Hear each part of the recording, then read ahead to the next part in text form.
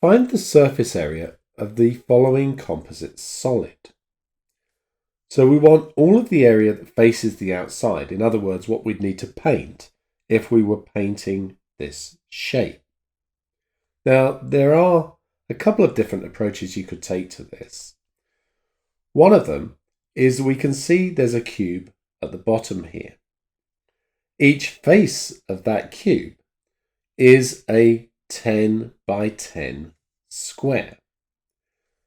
So the area for each one is 100. So we could say that we have 5 faces that are 100. So that's going to be the bottom, the front, the back, this side, and the side over here. When we come to the top,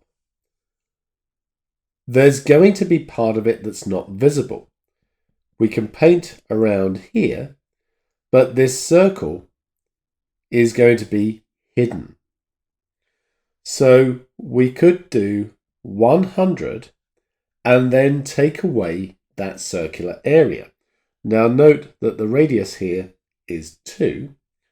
So take away pi times 2 squared.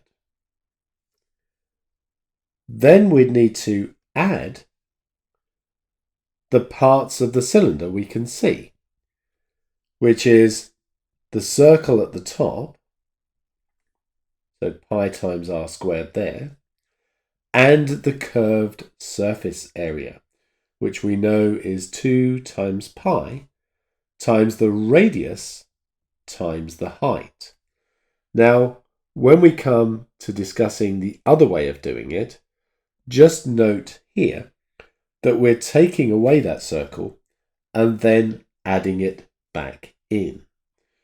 But we can calculate from what we have at the moment.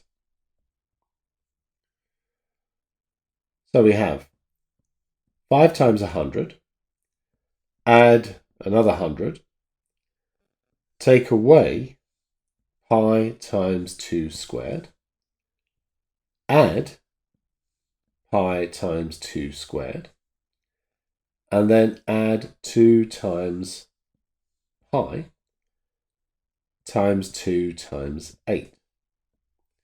And that gives me 700.53, and that would be in square centimeters if we go to 2 decimal places.